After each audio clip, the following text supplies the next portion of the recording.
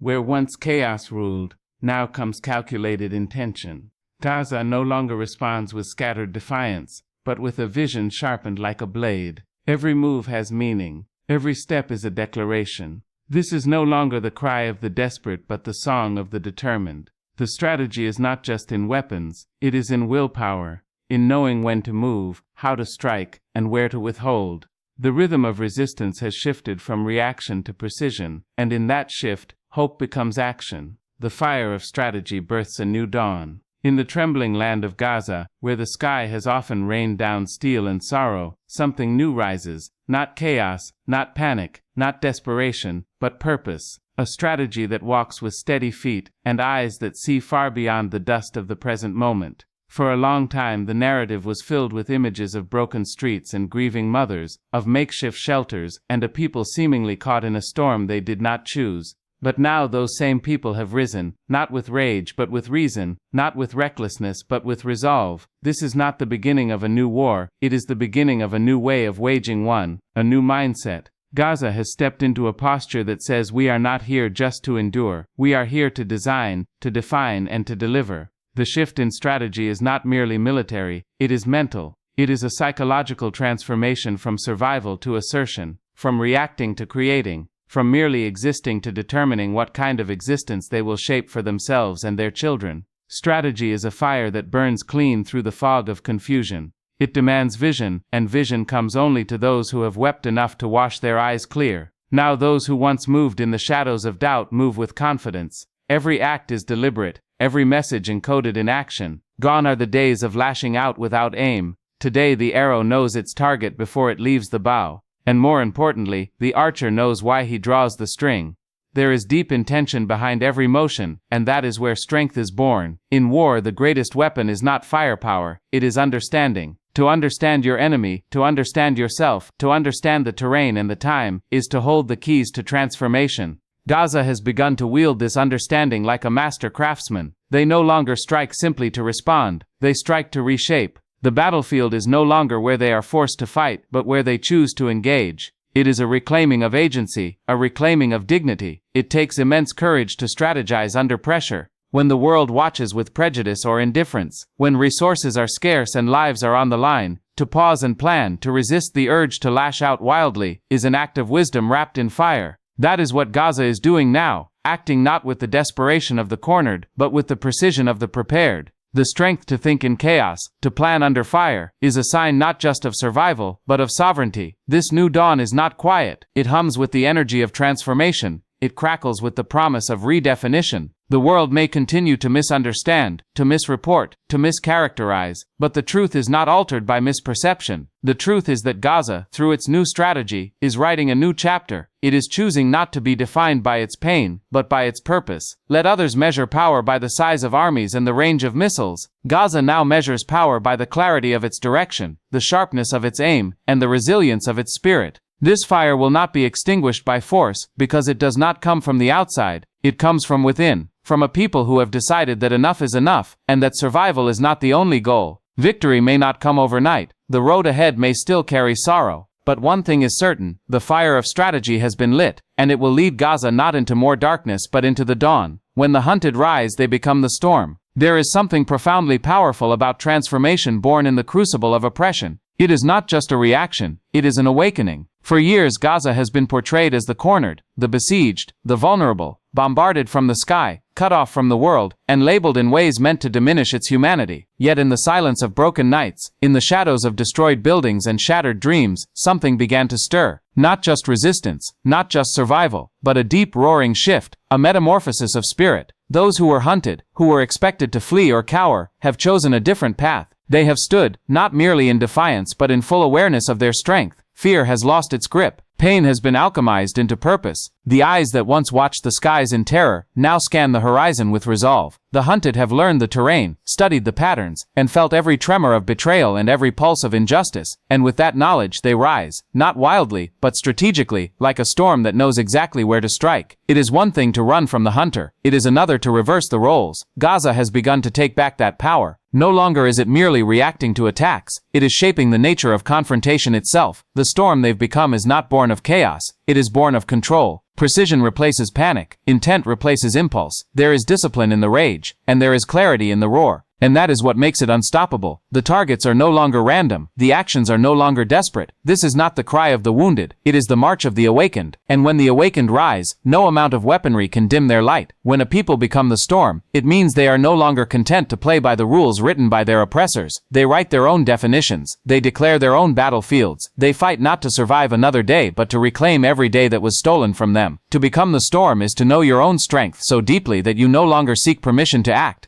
Gaza has reached that moment. There is no apology in its stand, no hesitation in its strike. The enemy is no longer cloaked in mystery. It is known, and the people of Gaza, once the hunted, are not confused about their place in history. They are writing it. Every storm begins with a change in pressure, a buildup of energy, an unseen shift beneath the surface. The world may have thought Gaza would break, but what it did instead was gather strength. What it did was watch, wait, learn and prepare. And now that storm has formed, not to destroy blindly, but to clear the path for something just, something new. The hunted becoming the storm is not just about war, it's about identity, it's about dignity. It's about a people refusing to let their story be a footnote. It is about standing in the face of tanks and drones and global silence and saying, "You will see us. You will know we are more than statistics. You will reckon with our will." And so Gaza moves forward, not as prey, not as victim, but as force. And every force born from truth, every storm fueled by justice, carries within it the power to shift mountains. The storm does not ask to be understood, it demands to be respected. Gaza has become that storm. The hunted no longer run. They stand, they strike, they shift the air. Courage does not wait for permission, it acts. In the heat of oppression, when the world turns a blind eye, and justice seems like a distant echo, true courage does not shrink. It does not ask, "Is this the right time, or will they approve of me?" True courage rises from within, steady and unyielding, and declares, "Now is the time. Whether they see me or not, I will move." Gaza, in its long history of struggle, has now embraced that kind of courage, the kind that moves despite the weight of the world's silence. For too long, the people of Gaza were told to be patient, told to wait for negotiations, for foreign voices, for humanitarian aid that trickled in like a drop to a blazing fire. But they have learned that waiting for permission is often a road to nowhere. Their courage was not born in comfort, it was forged in fire. It has been built in the rubble of homes, grown in the cries of children, and hardened in the glare of drones that hover like vultures. This courage no longer knocks on doors, it breaks them down if it must. It no longer asks the powerful to listen, it speaks so loudly that even silence must tremble. The world often misunderstands such courage. It labels it aggression, it calls it extremism, but that is the language of those who have never had to fight for every inch of freedom. Gaza does not act out of recklessness, it acts because every other option has been exhausted. Courage in Gaza is not just about facing death. It is about facing life, life under siege, under constant surveillance, under occupation, and choosing to live it boldly, choosing to resist not just for survival but for dignity. There comes a moment when fear transforms, when it no longer chains a people but pushes them into action. That moment has come. Gaza is not waiting to be saved, it is saving itself, not with towering armies or global alliances, but with the sheer force of will. That force is not seen in speeches or press conferences, it is seen in the steady hand that launches with precision, in the eyes of the youth who carry messages forward under the weight of history, in the quiet refusal to be erased. Courage does not come with applause, it often walks alone, it often bleeds in silence, but it does not stop. The people of Gaza understand this deeply. Every act of resistance, every refusal to submit, every movement to stand up instead of bow down, is courage in motion. It is a defiant heartbeat against the suffocating grip of injustice. It is the living proof that even when surrounded, the spirit cannot be crushed. To act with courage in such a world is not easy. It requires clarity of mind and purity of purpose. Gaza's actions now are not random sparks. They are the fire of determination burning through decades of oppression. And this fire does not ask to be tamed. It seeks to burn away the lies, to light up the truth, to warm the hearts of those who dare to dream of freedom, even when the world has forgotten how. So Gaza moves, not because it was told to, but because it must. Its courage is not a performance. It is survival turned into declaration. It is every mother who rebuilds a home for the 5th time. It is every child who walks to school beside a crater and still dreams of a future. It is every fighter who knows the odds and still says, "I will not back down." And that is what makes Gaza powerful.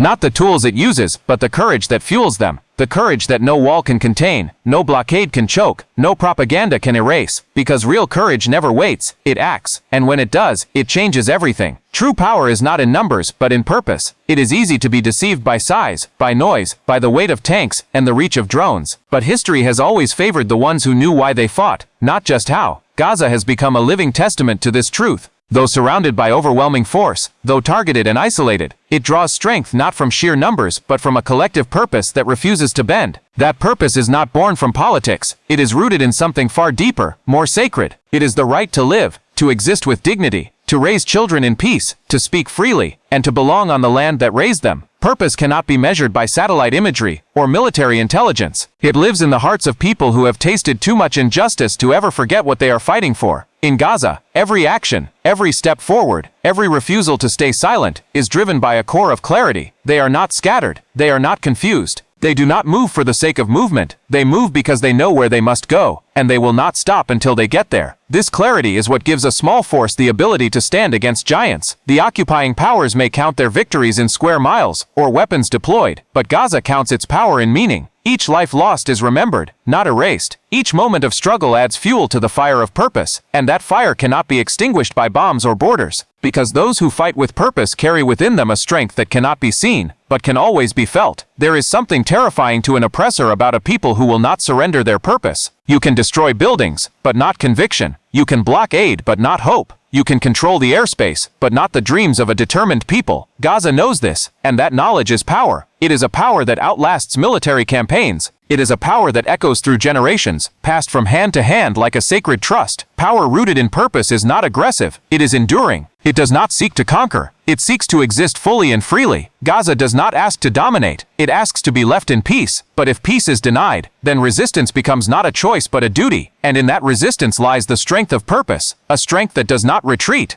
a strength that builds even when everything is being torn down, a strength that whispers to every child, "You matter. Your life means something." When people walk in purpose, they walk differently. They are not distracted. They are not easily divided. They rise again and again, not because they are invincible, but because they are unwavering. Gaza has become such a force, shaped not by what it lacks, but by what it knows. It knows its worth. It knows the cost of freedom, and still chooses to pay it, not just for itself, but for every generation to come. So let the world count its armies and measure its power by maps and missiles. Gaza will keep moving by a different measure, the measure of purpose. And in the end, it is that purpose that will endure when tanks rust and drones fall silent. Because true power is not in how loud you are, it is in how deeply you believe. And Gaza believes with every heartbeat, every breath, every brick laid in the ruins. It believes not in defeat, but in destiny. And destiny bends always toward the unshakable. Even through rubble, the roots of legacy grow. In the broken streets of Gaza, where the wind carries both ash and prayer, where each sunrise reveals more loss than gain, something profound and unseen is taking root. Legacy is not the song of victors alone. It is not reserved for those with glittering monuments or parades.